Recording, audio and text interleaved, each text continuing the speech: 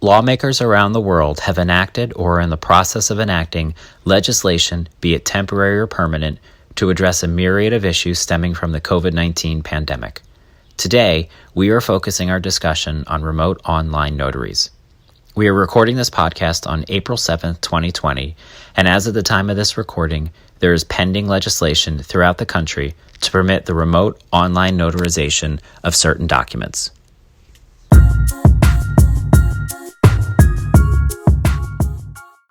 Welcome to the Digital Planning Podcast.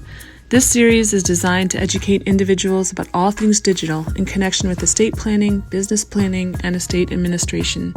To keep up with all things digital, please subscribe at iTunes, Stitcher, Google Play, or wherever you download your podcasts. And now, Jennifer Ziegel, a partner at Kleinbart LLC, Ross Bruck, a principal of Estate Genie, and Justin Brown, a partner at Pepper Hamilton LLP, with today's topic. So welcome back to the Digital Planning Podcast. I am here with my co-hosts Justin and Ross, and this is part 2 of our 2-part series with our friend Kim Farner discussing the remote online notarization of documents. Kim, all 4 of us talking today have been studying the use of electronic means to execute documents for some time now, and we've noticed, at least I've noticed, that there's sometimes a reluctance to enable testators to use these tools to execute documents. I think part of the reluctance is due to individuals' fear about fraud and the enablement of fraud in this process, thinking that the old-fashioned wet document avoids fraud, or at least has a stronger implication of avoiding fraud than using electronic means. And I don't know if that's necessarily true, but can we take a step back and look at and hear your viewpoints on the subject of whether or not fraud should be a concern in the legislation and the enablement of the new electronic means to execute documents, and how we should think about that? Well, it's a great point, Ross. And if you think in terms of the enthusiasm and interest in remote notarization as it applies to the Electronic Transactions Act, where you have a contract that can be handled electronically, there you have, I think, a check and balance in place. You have 2 parties to the transaction or to the contract, so that the opportunity for fraud is less available when you have 2 people who can be taking corrective steps as needed.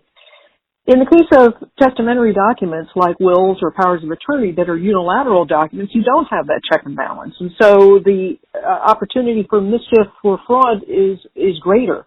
It's not to say that there can't be safeguards against it, and that's something that I think would be addressed in the event of further legislation dealing with this subject, and also providing for more emphatic precautions to be taken by notaries in this regard. Right now, we know that under the pending legislation, there would be regulations promulgated. Now, again, we don't think that this necessarily applies to wills and powers of attorney currently, but in the event that they do become elasticized to apply to wills and powers of attorney, we would want to see sufficient safeguards, because the concern is great regarding the opportunity for fraud, and particularly with respect to wanting to protect the elder population and to keep them from being victimized. So for safeguards for these purposes, which I completely agree would be completely necessary and needed, would you suggest having an attorney or other fiduciary preside over the remote document signing, or holding the notary themselves out to a higher fiduciary standard in notarizing documents in this manner, especially testamentary ones? Well, I wish I knew the one-size-fits-all solution here, Jen. I think the fact is that it's a new normal for many jurisdictions in dealing with remote notarization as it relates to wills and powers of attorney, including remote notarization as it relates to states such as Florida and Nevada, which are relatively new in their adjustment to this. I couldn't say that there is an easy answer. I think the notaries would, of course, be very interested in taking care that they are able to observe and make sure that there is no undue influence. And some examples that I've seen through resources that provide remote notarization is that literally the camera on the phone that is facing the individual who's signing is to basically pan around to the room to see if there's anybody else in the room and to get an understanding of what activities those individuals are doing or not. And I don't know how the notary is going to be able to make a decision about that. And I don't know whether or not the notary should be put in a position of having to judge whether or not there's fraud. But the concept is that they would be able to record the activities related to the execution so that the recording speaks for itself. One of my concerns for fraud with the Pennsylvania Act is this fact that you have these non-electronic notaries and you have electronic notaries, and the only way to do a remote online notarization with a non-electronic notary would be to have these wet documents in different places, and then somebody's going to be responsible for putting the document together. So from a integrity of the document perspective, it concerns me that there's no protection of the document. And maybe the solution to that is making these documents electronic and allowing for electronic signatures for all of these documents. Kim, what are your thoughts on doing that? Well, Justin, it's interesting to think in terms of the new world that we're facing with respect to electronic wills. I've talked to some colleagues in other jurisdictions where electronic wills are allowed by law, and they are looking to make accommodations because they don't have the infrastructure set up to create the electronic will and put it through in a fashion that would allow it to be executed with the formalities associated with the Electronic Wills Act in place. So we need to be thoughtful about how both the practitioner, the lawyer, would adopt it, and also how the client would be able to use it. I think it's going to be an education process for both the professional and the client alike. Don't we also think that there'll be third-party market vendors that will come to offer infrastructure solutions for law firms, for individual notaries and attorneys? But there may be such infrastructure offered by one or more, but maybe not all together as it relates to the whole package. So if you take the analogy of a law firm being able to produce the will and to preside over its execution and providing the witnesses and providing the notary all in their conference room, the question is whether there's a substitute for that, where there would be a resource for the electronic execution of the document and the housing of the document and its location of the document after the execution is completed. There are some that provide the notarization process. There may be others in some jurisdictions who are willing to offer that, but we don't know whether or not there is a full marketplace filled with different options available to the law firms and the individuals. Tim, we've talked a lot about Pennsylvania's bill and Pennsylvania's response to this issue that has arisen as a result of social distancing. What are some of the other states doing in response to social distancing and the need for remote online notarization? For starters, let's discuss New Jersey. So what's interesting is that in New Jersey, there is actually a current bill that is sitting before the governor awaiting signature. It was passed by both the Assembly and the Senate.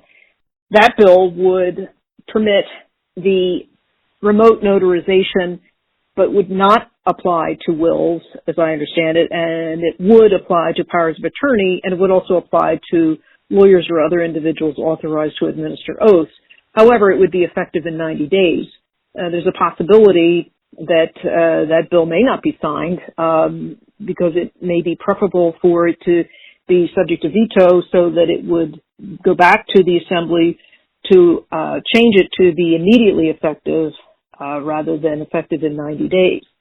There's another bill that's pending in the Assembly in New Jersey that is an emergency bill also regarding remote notarization that would apply to notaries, but currently does not apply to lawyers and does not apply to wills.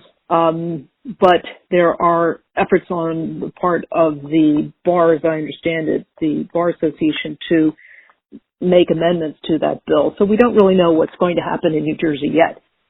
In Florida, though, there was a law allowing electronic wills that was supposed to be in place effective in July, as I understand it, but now the governor has issued an executive order suspending the requirement of physical presence and trying to provide for a emergency activity to allow for certain notarization actions, and the question is really whether that applies to wills or whether that applies to other acts like depositions.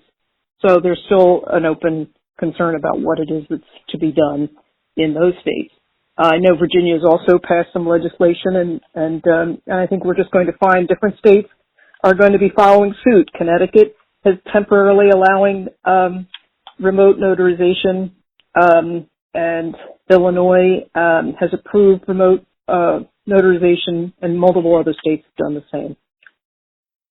And I think it's also inconsistent the way that the states are handling this. Some, aside from the fact that the requirements of remote online notarization are different in each state, some are doing this by legislation, some are doing this by, the governor is doing it by executive order. So there's no uniformity as to how this body of law is evolving.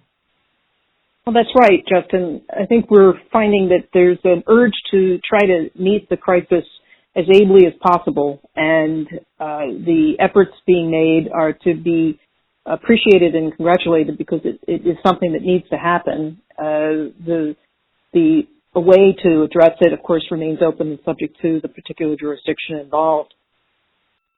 And one thing that has happened to try to unify all of this is that there is a bill that has been proposed in the Senate, Senate Bill 3533, which is called Securing and Enabling Commerce Using Remote and Electronic Notarization Act of 2020. So it's another secure act for those of you following along. And I think the goal of that is to make everything unified and have a federal requirement that there be permitted remote online notarization throughout all the states. Now, interestingly, with the, we'll call it New Secure Act, it does allow for notarial acts to be recognized in, various states and at federal levels, even if the notarization occurred in other states, so long as the notarization or the document being notarized directly affects interstate commerce. Do you think testamentary documents would fall into that purview? I don't really know the answer to that. I think that I could make the case that a will does not really affect interstate commerce. But on the other hand, if I were to execute a trust document where the trustee is in state A, I'm in state B, and the trustees, the lawyer is in state C, that maybe that doesn't I agree. I interstate gray area. Definitely think there's a lot of arguments to be made that transactions undertaken by an agent through a power of attorney could definitely affect interstate commerce, and as well as actual distributions from an estate, depending on where those assets are located and the situs of those assets, and who the beneficiaries are and where they're located, could definitely affect interstate commerce. But it's certainly not clear, from the actual provisions in the statute as currently written. I agree wholeheartedly. Tim, do you think that this evolution in our use of remote online notarization, do you think that that's going to change the way we do our estate planning or the way we execute execute estate planning documents? Yes, I do. I think that maybe we were headed in that direction all along, and whatever resistance was in place has become now a second seat to the need to address the requirements of the population. And if we have now a crisis, we are trying to address it. The real question is, after the crisis is over, will we go back to the way things were? And I don't think that it's going to be possible to unring that bell. It's going to be now a function of why not instead of why. Because we have seen the response of the legislature in many jurisdictions to try to accommodate the needs to have remote witnessing and remote notarization. We could make a case that there are many individuals out there who are in remote contexts that would benefit from having this kind of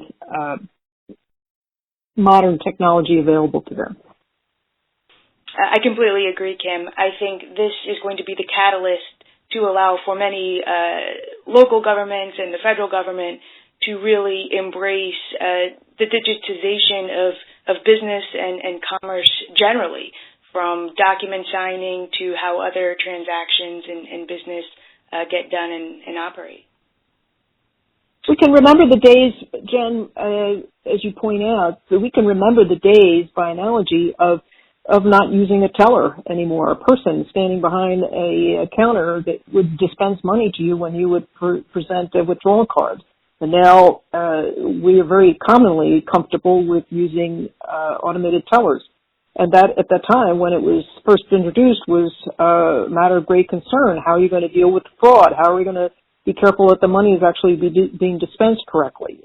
And now, many times, people don't even bother to count it after they've gotten the money dispensed to them because the system has been proved to be trustworthy. Here, what we have to do is make sure that we weigh in the balance the needs for integrity of the document and the removal of vulnerability to fraud against the convenience and need of the individuals who would like to have estate planning documents handled through electronic means and remote notarization. So, Kim, I agree with everything that you've said so far, and I think one thing that we are going to see going forward is people are going to be more accepting of the idea of electronic wills. I think prior to this, there was great resistance in the estate community to electronic wills because of the fraud, because of the electronic means. And I think that it's going to happen. I think it brings us closer to electronic wills. Thank you, Justin. I completely agree. And I also want to take this opportunity to remind our listeners about the 3-part series we did last year on electronic wills, which takes a deeper dive into some of the pitfalls, technological issues, and practitioner concerns regarding electronic wills. And that was obviously recorded before COVID-19. So, Kim, before we get going, do you have any final thoughts regarding everything that we've talked about in remote online notarization and the future of the estates world? Well, Justin, the future is here. The future is the present. I can add that we have to bring ourselves into the current century, that we are constantly facing the need to define ourselves by our past, and now we have to define ourselves by our future. We know that in the 19th century there are cases, including one that described a writing as an expression of ideas by visible letters. And that is certainly no different if we do it electronically than if we do it on paper or some other material. And so I'm looking forward to seeing the future before us become the present. Kim, how can our audience members contact you? Thanks, Jen. And if anybody wants to reach me, I'm more than happy to talk to them about any one or more of the issues we've talked about today. My email address is kfarner@htts.com. That's KFAHRNER @htts.com. Or you may also reach me on LinkedIn. And I would like to say thank you so much for the opportunity to talk with you about these important issues. It's been very enjoyable to me, and I look forward to talking with you again. Thank you for your time and expertise. Thanks for listening to part 2 of our discussion with Kim Farner on remote online notarization. We look forward to seeing you next time. Thank you for listening to this episode of the Digital Planning Podcast, the podcast designed to educate individuals about all things digital in connection with estate planning, business planning, and estate administration. Please subscribe to this podcast and leave us a rating or review at iTunes, Stitcher, Google Play, or wherever you download your podcasts. Thanks for joining us. We'll see you next time. This podcast is not intended nor should be relied upon as legal advice, nor is it creating any attorney-client relationship with a listener and the hosts or guests. The information provided is only for educational and informational purposes, and the information provided will likely change.